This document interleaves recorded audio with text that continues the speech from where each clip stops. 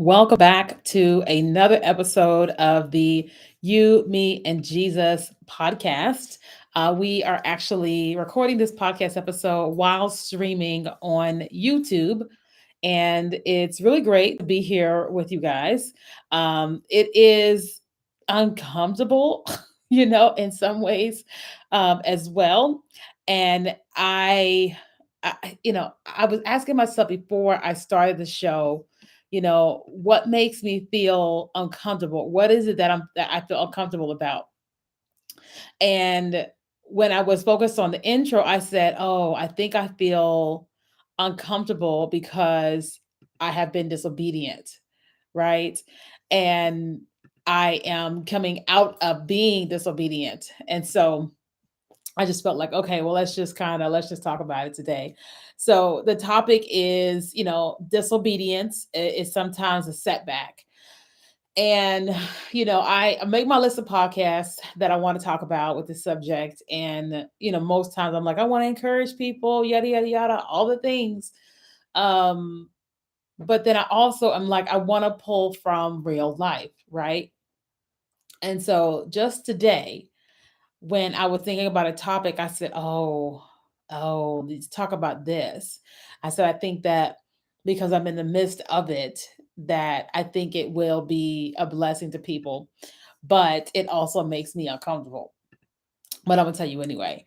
So, when I was thinking about this topic, I was remembering something that happened a couple of weeks ago. So, it's been a year now that I've been living in San Diego, California. Well, almost a year since I've been living in San Diego, California. Uh-oh, the podcast stopped.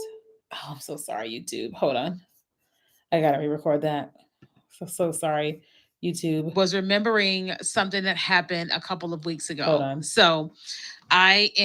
It's been Ugh, I'm so sorry. Something is happening with my recorder thing a year here. now. Okay, all right. So we'll start right here. Okay, I'm sorry, YouTube. So it's been a year now since I've been living in San Diego, California. We're right around a year. And I started going to a new church, and the church is very different from what I'm used to going to. It's very much small, and for the most part, the church is the people of the church are brand new Christians, which is great. It's beautiful, right? And I found myself in a lot of different struggle moments, in a church that way, because I'm used to what I'm used to. Been in church my whole life, been on the ministerial track and doing all these things to grow and be a blessing to other people and to grow in God myself.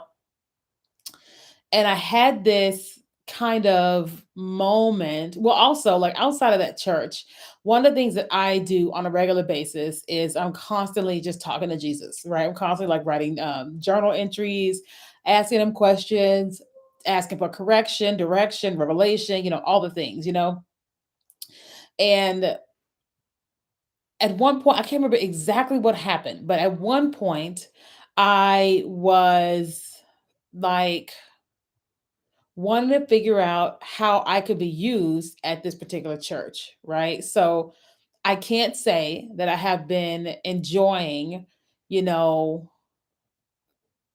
teaching a lot, right? To people that I'm meeting. This is just me being honest, okay? I have been looking for me to learn more, right? To receive more, when you're at church, because you know what I mean. I think you know what I mean.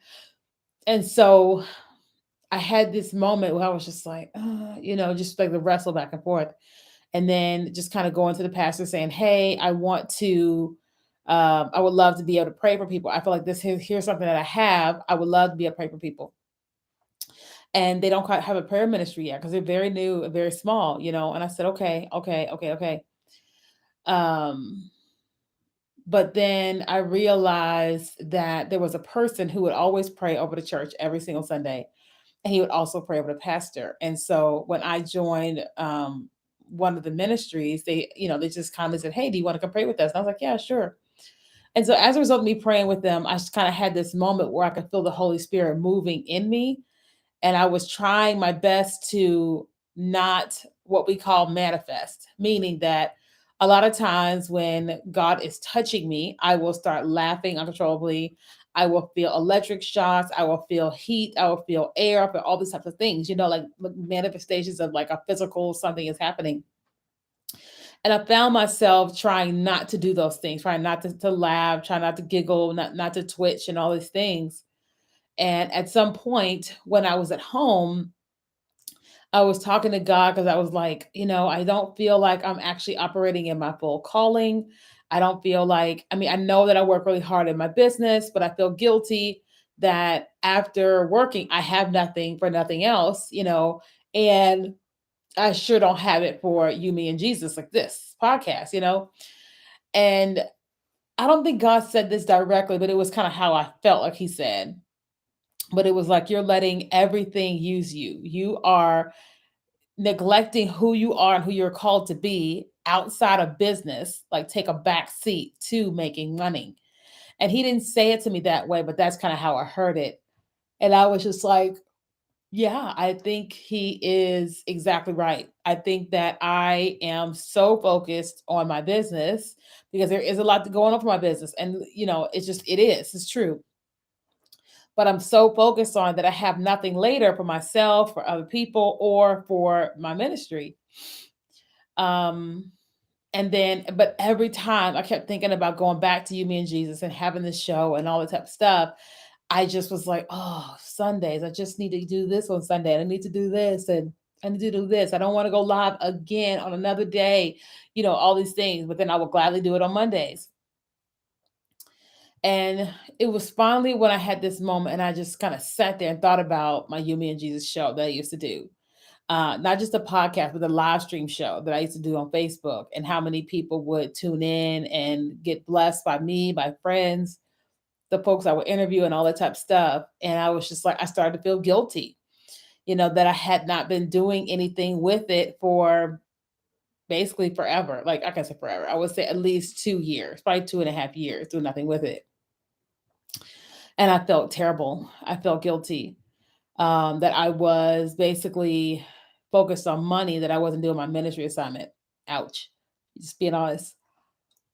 And so when I started, kind of saying to myself, okay, God, I want to really step back into my rightful place. I want to be and do who it is you called me to be.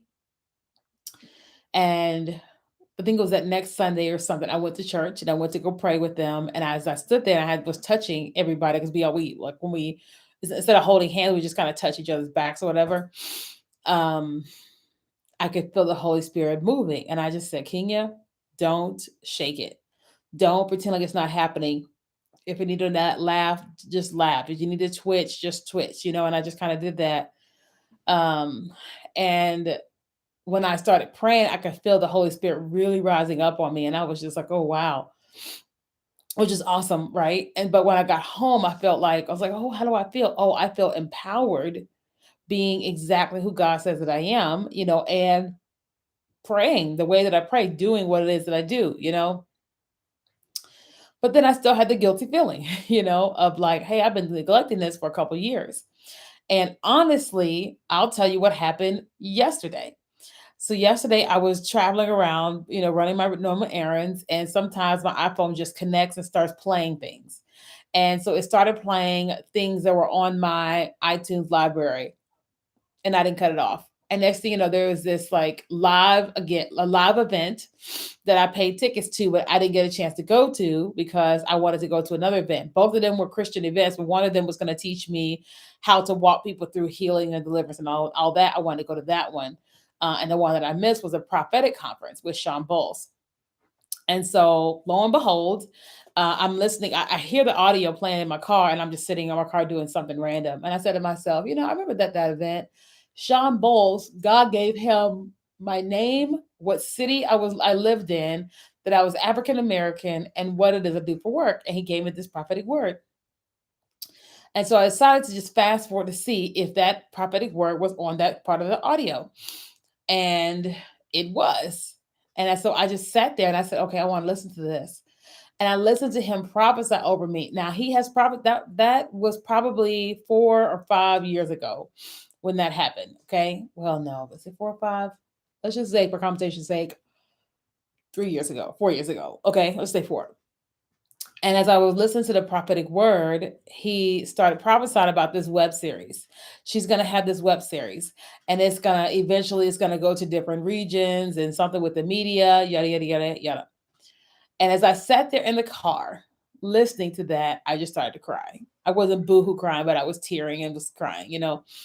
And I said to myself, why am I crying? It's like, well, I feel guilty. I feel guilty for disobeying. I feel like, oh man, how many people was I supposed to be helping in that time frame when I wasn't, right? I felt like, oh man, how am I ever going to get this ball rolling again? Because when I was in Houston, I had like a studio audience and all these people that I knew loved Jesus. I could interview and all that stuff. And here in San Diego, I don't really know people like that, their relationship with God like that, because I'm still new and trying to get to know people, and I'm meeting a lot of people that are brand new in their relationship with Jesus, right? Which is not bad, but it's not typically the perfect guest for the show because the show is typically people who've been Christians for quite a while or whatever. And I'm interviewing them, asking them certain questions and stuff. And so I just, yesterday was just like, okay, I can't keep not doing this. I've got to make space for this. I've got to make space for God. But like the title of this episode, it says disobedience is often a setback. I am thinking about like, did I miss something? Now I may not have because God is awesome, but still. But I think back to, did I miss something in that 2 years, 2.5 years of time when I wasn't doing the show? Who did I miss that I was supposed to talk to potentially that I didn't and I'm not because the show wasn't going on, right? And I just think about like, man, I obey God in so many things. Like, why was I just neglecting to obey him in this? And it honestly, it just makes me feel bad. It makes me feel sad, right?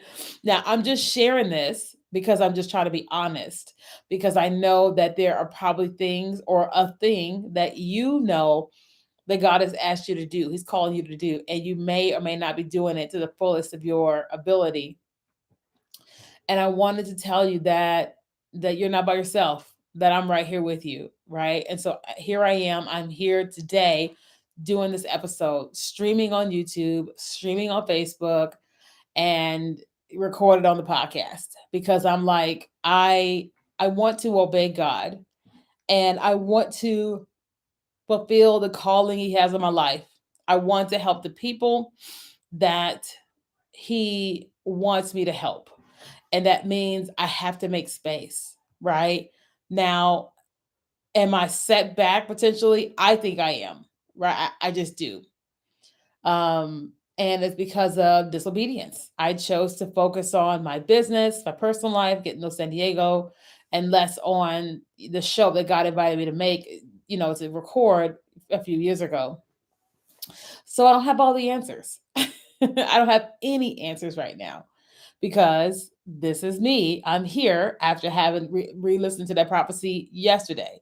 So if I could give you any encouraging words, because this is a short episode, if I could give you any encouraging words, they would be, find out what the last thing God told you to do and go and do it. Okay. Um, find out the last thing God told you to do and go and do it because you don't want to stay in disobedience. You may not be doing nothing crazy. It may just be something so small, but technically it's still disobedience. And I don't like how I feel in being disobedience. And I'm sure you may not like how or not going to like how you feel when you walk in this in disobedience too. Okay. So I want you to go back and find out what's the last thing God told you to do. If you can't hear God, just note that God is always speaking. That when you can't hear him, it's not because he's not close to you, it's because you're not close to him. Okay, he's always there. He's always talking to you. He never leaves. It's us who turns a blind eye and deaf ear to him because we don't want to hear certain things he has to say, which is me getting back into my obedient right standing. Okay. So I will follow up on this episode maybe in about 6 months, and let you guys know where I am and how things have progressed since then. But today, I just want to say thank you for listening, and that's it for now.